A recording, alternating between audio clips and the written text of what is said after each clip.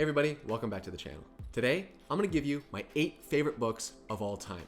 Now, if you're here for the Webflow content or the no-code content, don't worry, that's not going anywhere. We'll get back to that next week. But I just wanted to take a little detour this week, let you guys get to know me a little bit better.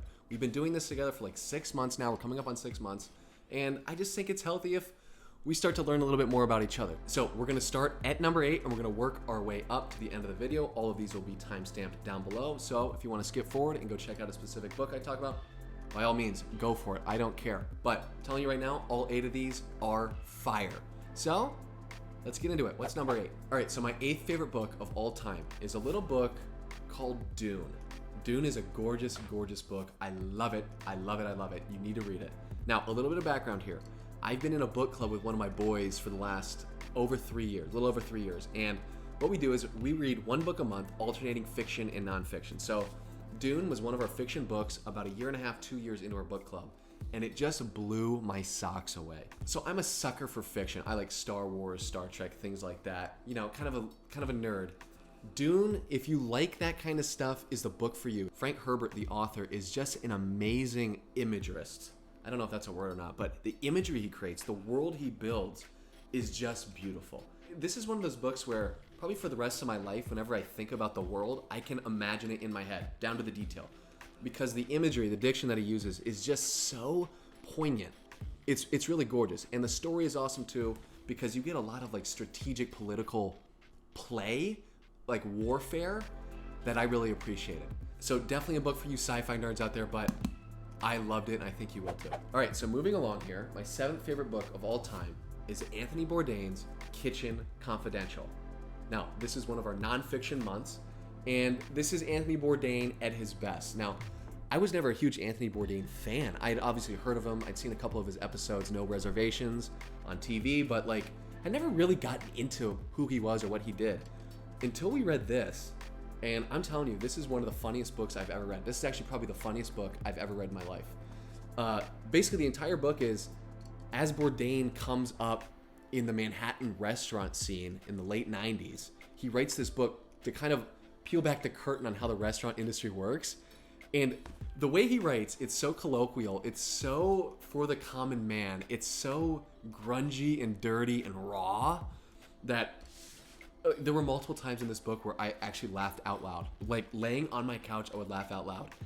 It was beautiful. So you don't have to be interested in restaurants or food really to really appreciate this. If you like good humor and just kind of looking into the rawness of human life, this is a book for you. I think you would really, really like it. So that's number 7. Funniest book I've ever read. All right, so moving on to my 6th favorite book of all time is a little book by Tom Wolfe called The Right Stuff.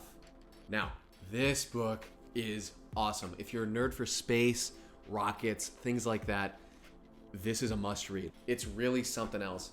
Kind of follows the early astronauts, the crazy guys, the crazy brave Chuck Yeagers, John Glenn, Alan Shepards of the world, as they basically race to space and try to prove to each other that they have the right stuff, or that like invisible like moxie, confident swagger that lets them get into like these highly dangerous test rockets and fly to space as the first human ever. So this book is crazy. Some unbelievable stories in here. Also some moments in here where I laughed out loud.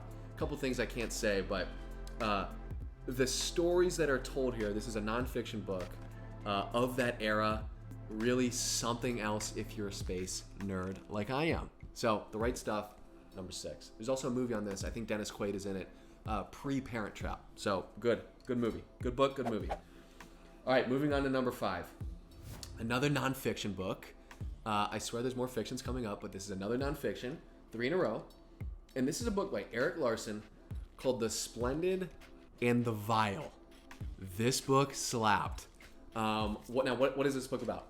This is a book about Winston Churchill in 1941, I believe. I might be wrong on the year, maybe 1940. As the Nazis are bombing England, bombing London, this book just is in that 1 year where Churchill is trying to keep his country together. And it's really awesome. If you're a World War II fan, if you like any books like that, this is a great book for you just to really look into the mind of Winston Churchill, Winnie the Bish, as my new girlfriends would call him. But it's based off of Churchill's journal. So you get like some notes in there from his journal. So it's very realistic. It's awesome. And it tells his story. It shows his bravery, how he held the country together as they're getting bombed and sheltering in place. And there's a story at the end of this book when he takes a visit to the White House in DC to go basically beg FDR to come help him fight Hitler. And I'll just tell you, Churchill is in the White House. He's in the West Wing, about to go to bed. And FDR comes rolling in on his wheelchair to come say, I don't know, talk war or something. And FDR rolls into Churchill's room, and Churchill's standing there butt naked, smoking a cigar in the White House. And he goes, FDR, come on in. And it's one of the coolest stories I've ever read. Out of the entire book club, the last 3 years, that little piece at the end, one of the best little nuggets of any book I've read. So this is a great book, super awesome for you nonfiction World War II fans. Check it out. All right, moving on to number 4. We are now into the Mount Rushmore of my favorite books ever. The Mount Rushmore. Number 4, the 4 best books I've ever read. This is a book, I just finished it 1 week ago. I just finished it last week. And it's a book called All the Light We Cannot See. This is a fiction book. It actually won the Pulitzer back in 2014, I believe. It's a book by Anthony Doerr? I don't know. And this is a book, it's a story about also World War II. So you guys are starting to get a theme here, which I don't even really know I like World War II that much, but I guess I do. Fiction book, World War II setting, and it's such a fascinating book. It follows the story of a blind French girl and a young German boy who has to basically join the Nazis. And the whole book, their stories are separate. They're told in alternating fashion in separate storylines. But by the end of the story, the storylines intertwine in such a unique and fascinating way that I didn't think was possible. I described this book the last few days to my friends as it's a Christopher Nolan movie in the way it's structured, with the intertwining of the stories and how everything kind of plays and twists and turns and things like that. It's Christopher Nolan's structure, but filled in with a Pulitzer Prize winning author's diction and imagery and use of words. It's a gorgeous book. It's absolutely gorgeous. It's really everything you want in a book. It's really everything you want in a book. There's a little romance, there's action, there's a little historical tie-ins everywhere during the war. There's twists, there's turns. This is one of those books where I couldn't put it down. Every chapter I finished, I had to read the next one, because the way he writes it, he every chapter is 2 or 3 pages long. He'll leave you on a cliffhanger after every chapter, and you have to read the next 2 or 3. You can't stop. So the characters are awesome, the setting is awesome, the way it's structured is Nolan-esque, which I love, is one of my favorite movies, and it's all filled in with a Pulitzer Prize winning literary flourish, which, I'm not a big Pulitzer guy. Same thing with the Oscars, a lot of those movies are kind of lame, but this worked for me. So number 4, All the Light We Cannot See, must read. All right, moving on to number 3. And this really was a good book. This was, I think, the 3rd book, maybe 4th book we ever read in our book club. This I read about 3 years ago. One of our first books, and I won't lie to you, the first few books we read weren't great, and our book club was kind of on the brink of collapsing until we hit this bad boy, and it kind of brought us back in okay, this is worth doing. This is a book by Walter Isaacson called Benjamin Franklin. Look at her. Look how beautiful she is. Thick too. 3 or 4 C's. This is an unbelievable book. I love biographies. I like history as well. And Benjamin Franklin, he's one of those guys who grew up in school, at least in the States, basically knowing about your whole life. If you ever see National Treasure, if you ever read any history book ever, you know who Benjamin Franklin is. But I really didn't know anything else about him other than he flew a kite and helped write the Constitution and stuff like that. This is a book, a 500-page book, where it follows Benjamin Franklin's entire life. It also has excerpts and is kind of built around Benjamin Franklin's own personal journal. So it's tied in. Isaacson is so good at tying in all like the facts of history in his diary and like making it a good flowing narrative, something that's easy to read, something that's easy to digest. This is a beautiful book. I learned so much from this book that I still take with me on a daily basis today. Mainly the idea of like mixing your passions with your civic duty. So Benjamin Franklin, like he was a tinkerer. He loved like inventing things. He had so many passions. He loved writing, but he also had a sense of duty, a sense of doing something good for the people around him. And so he really blended a lot of that together, and that's what made him so special. So Benjamin Franklin, this book, Walter Isaacson, my third favorite book of all time, bronze medal.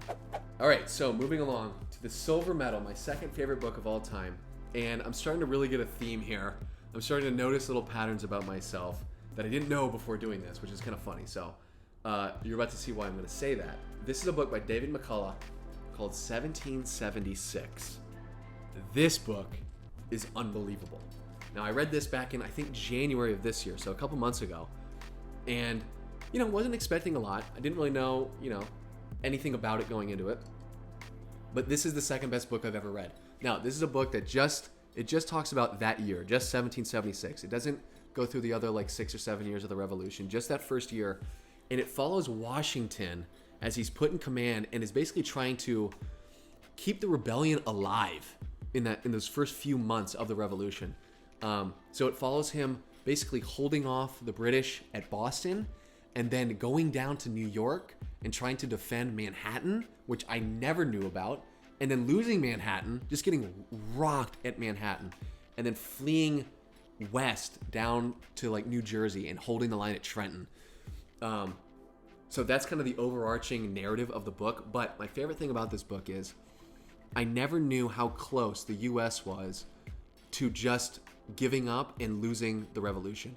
There were so many little miracles that happened along the way that let Washington escape or stay alive and just keep the rebellion going a little bit longer. Keep the revolution alive a little bit longer.